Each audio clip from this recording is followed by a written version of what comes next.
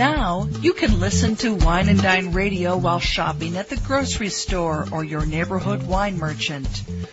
Wine and Dine Radio can be heard using your wireless internet on your cell phone. You're listening to iWineRadio. iWineRadio is a production of Food Tastes Better with Wine on the web at iWineRadio.com. Hey guys, I thank you for listening to iWineRadio, and we are still the only wine channel on iTunes Radio. If you go look under iTunes Radio icon and scroll down to News and Talk Directory, and it's listed alphabetically, click on that and the stream comes up immediately. iWineRadio.com, where you can find links to individual guests. And if anyone's interested in advertising or becoming an underwriter or sponsor, please contact us at iWineRadio.com. We really, really appreciate your support. The more support we get, the more conversations I can have with fascinating people around the world, including you. If you have a story to tell that you'd like to share on iWine Radio, go to iWineRadio.com and contact us, and we'll go from there.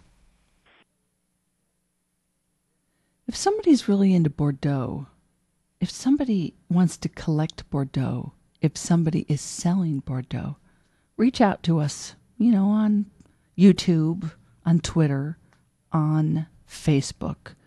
But better yet, go to iWineRadio.com and connect with me directly, and let's see if we can't make something happen in terms of a mutually beneficial campaign, promotion, or advertising. Quid pro quo. Hi, my name is Megan Wiig. I live in Manhattan, New York City, and I am one of Bordeaux's wine buffs. And we recently had the pleasure of tasting 236 different Bordeaux wines so that we could whittle it down to 100 that we think are excellent and under $35. So I hope you check them out online at BordeauxWines.com or Bordeaux.com. And you can also find me personally tweeting at Wiig on Wine. That's WIIGONWINE. And I'm also on Facebook. Feel free to friend me, and I can always tell you when cool Bordeaux events are going on.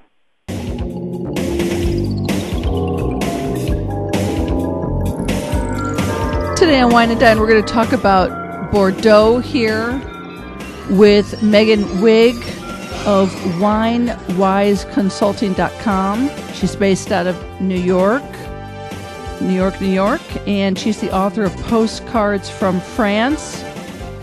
And if you check out her website, you'll see that she does a lot of consulting. MW Strategies, a lot of consulting. North American wine market has averaged 4% growth annually for the past 15 years, which is cool. I never thought that I would, read that sort of a statement 25 years ago. But today we're going to focus on Bordeaux. And in fact, there's a lot going on with Bordeaux. And Megan, did you participate in, or you are a spokesperson for this brand new campaign right now in going into the fourth quarter of the year, called Today's Bordeaux, a selection of 100 wines under $35. And as I understand it, when people view this selection, it's kind of catered to different parts of the country because of distribution and availability. Is that how it goes? Yeah, I think we try to find things that are nationally available, so obviously brands that have a larger volume, okay, and something that people in multiple markets might be able to find. But as you know, because each state is so segmented with its laws as far as importing, there really are a lot of variations between different states, and we have distributors in each state for different brands sometimes. Sometimes a single brand might have 50 different distributors, or so you will find that we do try to tailor it to different markets. Yeah, that's true. So what kind of Bordeaux wines are we talking about? Everything white, red, even some sparkling or rosé, or is it predominantly red with a little bit of white? Well, to all the distributors out there, we would love to have a Crémant de Bordeaux entered in the competition, but so far we have not. That said, everything else has been entered, so it is a lot of fun. And I think, I do a lot of Bordeaux events. In fact, it's very near and dear to my heart because Bordeaux was my very first client when I branched off on my own in 2005. And so I've been working with them closely for a long time, and I'm an accredited educator for Bordeaux, so it's really something that I work closely with frequently, and often I'm with consumers.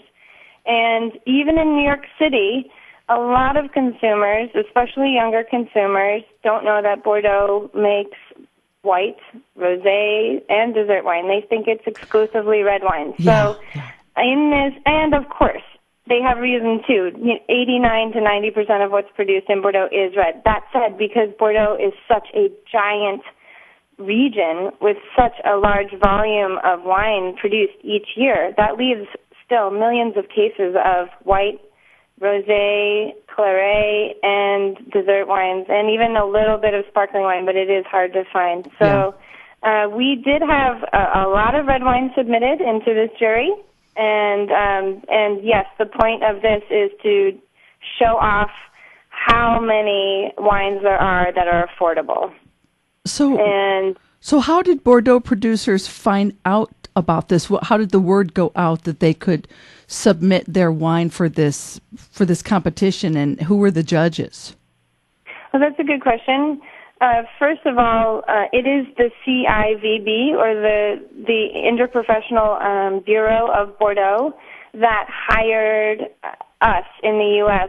to carry out this jury. Okay. So because of that liaison with the actual bureau in Bordeaux, they are able to send press releases to all the producers, the local producers in Bordeaux, to make them aware of this opportunity. And then, of course, they have to be brands that are in the U.S.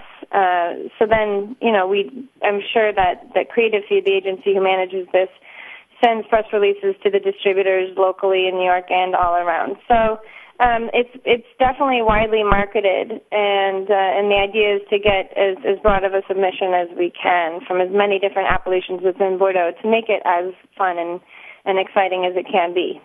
And then your other question was who's actually part of the jury? Yeah.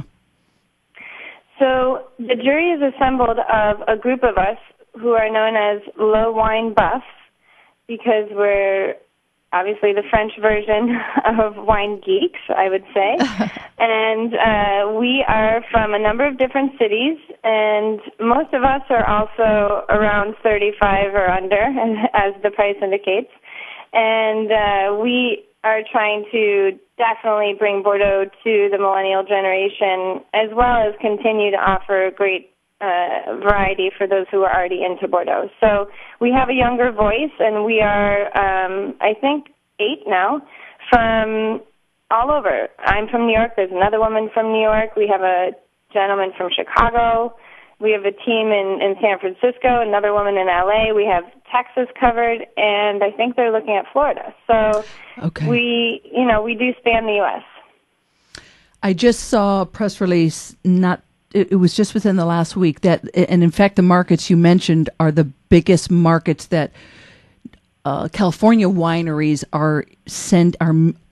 their wine club is, mailing wine to, with what California, New York, Texas, and Florida, I think. Mm-hmm. Wow. Mm-hmm. Yes. Okay, so... Yeah, these are the big markets for sure for wine consumption.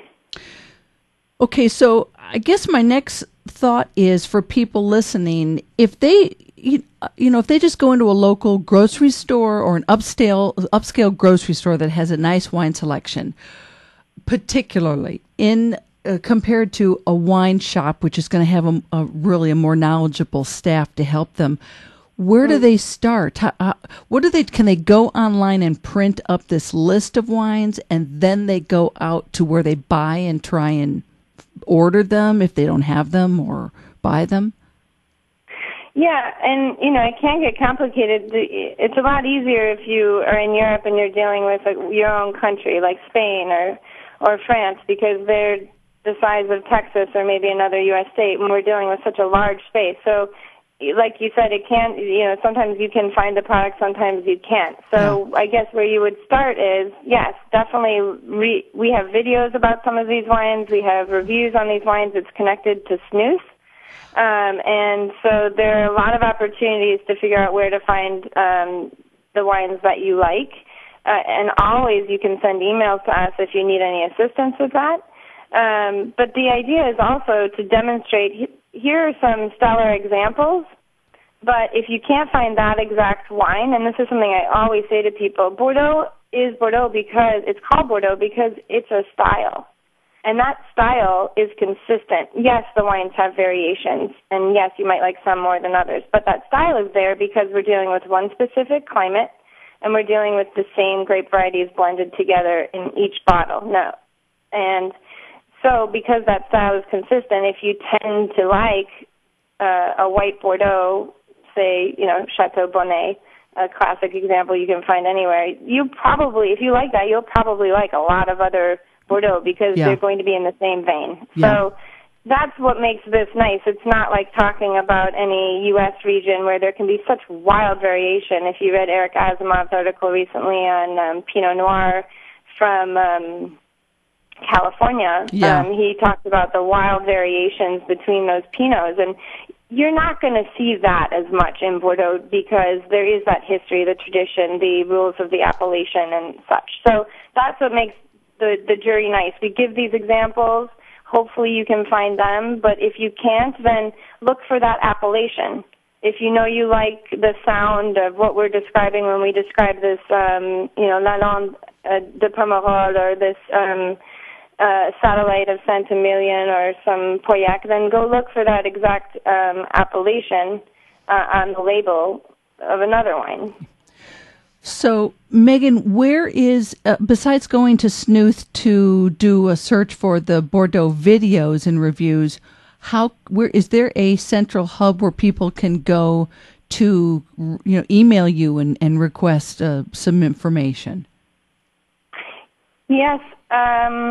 To be honest, the site, as you mentioned, this campaign has been going on for years, actually, as far as the Le Wine Buff campaign, and we used to have a dedicated page on the main Bordeaux website, but at the very beginning of this year, the website was completely overhauled, and they're still updating it and putting on a page for us. So as far as contacting the Le Wine Buffs directly, to be totally frank, I'm not sure how people are going to find that, but I'm sure that on the actual page there's a link for more questions. Right to info@bordeauxwines.com.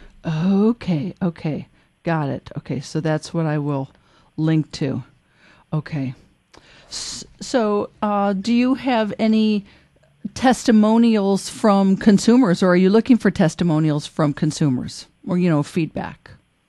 Oh, formally on the website or just off the cuff? Yeah, both. I mean, is there a Facebook page where there's a conversation that people can continue? Absolutely. Bordeaux Wines has a Facebook page. Please be friends with Bordeaux. Everybody loves to receive comments from consumers who are enjoying Bordeaux. We have a newsletter that you can sign up for. I wrote a couple of them, and between all of the Le Wine Buffs, we write the little segments within those newsletters, and those come out monthly. Okay. So you can follow that for cool information and tips, and they're usually very timely. And there is Bordeaux Wines on Twitter, so you can always find out where a Bordeaux wine event might be happening in your area. Oh, great. What else? As far as feedback from consumers, well, I'm sure you've heard of wine riots. Bordeaux had a wine riot. Yes. Have you heard? Yes. Maybe. Well, consumers had great feedback, and most of them didn't even know what Bordeaux was when they approached the desk. But by the time they left, they understood that there's a wide range of wines and that they can be very affordable and delicious and very food-friendly. So I hope that helps. Oh, that helps big time. Megan Wiig of WineWiseConsulting.com, thank you for talking to us today about Bordeaux. Oh, such a pleasure. I'll come back anytime. Thanks, Lynn. Oh, it's just amazing how these young people today, how they their career path is so different from it was for me 35 years ago.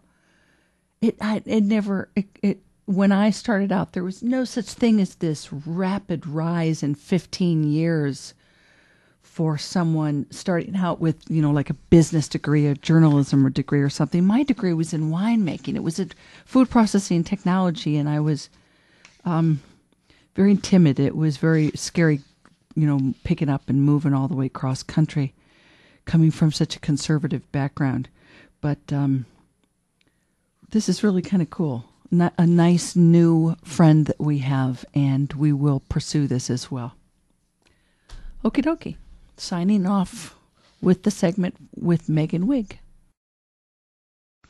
Now you can listen to Wine and Dine Radio while shopping at the grocery store or your neighborhood wine merchant. Wine and Dine Radio can be heard using your wireless internet on your cell phone. You're listening to iWineRadio. iWineRadio is a production of Food Tastes Better with Wine on the web at iWineRadio.com. Hey guys, I thank you for listening to iWine Radio, and we are still the only wine channel on iTunes Radio. If you go look under iTunes Radio icon and scroll down to News and Talk Directory, and it's listed alphabetically, click on that and the stream comes up immediately. iWineRadio.com, where you can find links to individual guests. And if anyone's interested in advertising or becoming an underwriter or sponsor, please contact us at iWineRadio.com. We really, really appreciate your support. The more support we get, the more conversations I can have with fascinating people around the world, including you. If you have a story to tell that you'd like to share on iWine Radio, go to iWineRadio.com and contact us, and we'll go from there.